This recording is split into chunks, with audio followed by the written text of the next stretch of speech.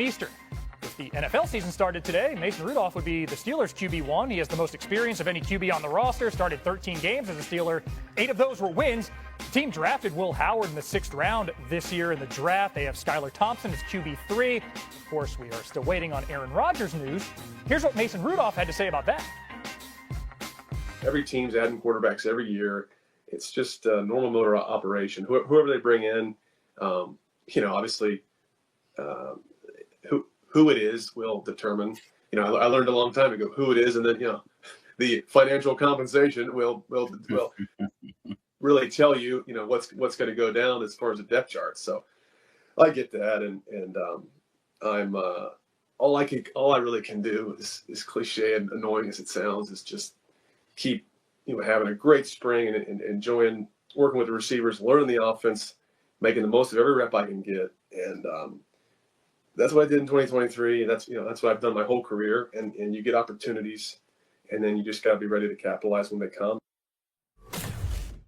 Louis Riddick, Rudolph saying all the right things. We know Mike Tomlin's track record and just persistently not having a losing record, but how far can these Steelers go if week 1 QB1 is Mason Rudolph?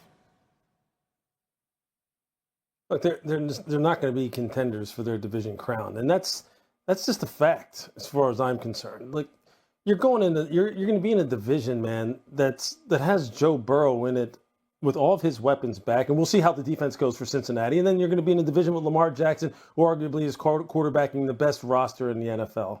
And Cleveland is not a team you can sleep on. It just isn't.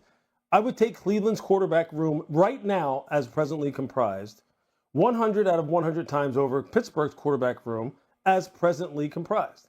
I would. So that leaves me to believe that, look, if Aaron Rodgers does not report to them at some point in time here between the start of their OTAs and their mandatory minicamp, and that if he is not in there in that building on the football field, in the practice field, in the meeting rooms with those quarterbacks, that offensive line, those running backs, the wide receivers, and he's just going to show up in training camp at some point in time, they are way behind, man. They are way behind. They are ice skating uphill in a division where everyone else, outside of Cleveland, obviously, a quarterback, is kind of set and ready to roll.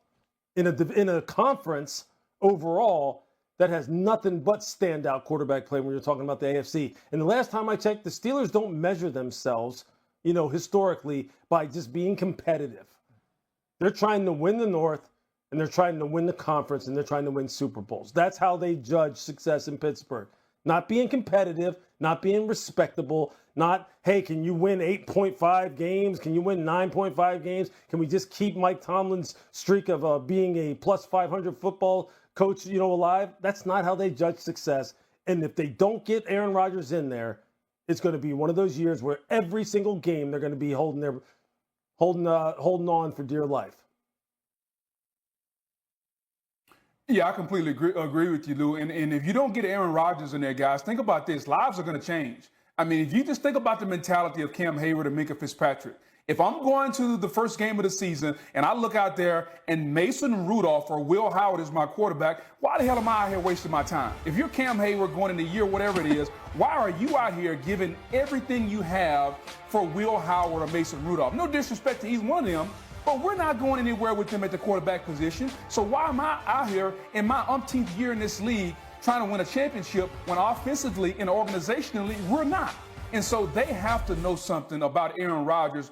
Otherwise, they are taking years off the life of guys who are potential Hall of Fame players. When you talk about Cam Hayward and TJ Watt and Minkah Fitzpatrick, if you go out there with Mason Rudolph game 1, if I were Cam Hayward, I might not even show up game 1, because if you're not going to put forth the effort offensively or organizationally, why do you want me out here? Like, that's the level that the Pittsburgh Steelers have taken this to by the way they've handled this quarterback situation. And it's no disrespect to those guys. Will Howard may be a good quarterback someday down the road, but he ain't winning nothing right now for the Pittsburgh Steelers.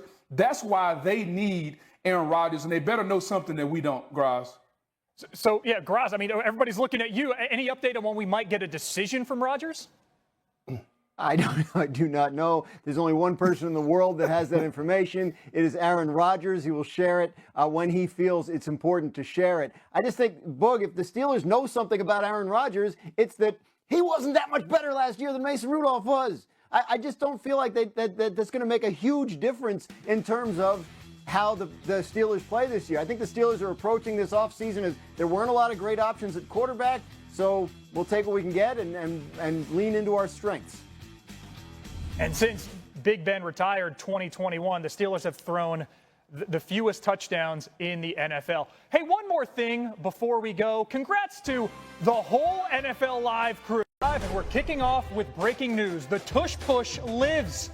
At spring meetings today in Eagan, Minnesota, the final vote for the Packers' proposal was 22-10, falling 2 votes shy to change the rule and ban the Tush Push. Our Jeremy Fowler has been at spring meetings this week.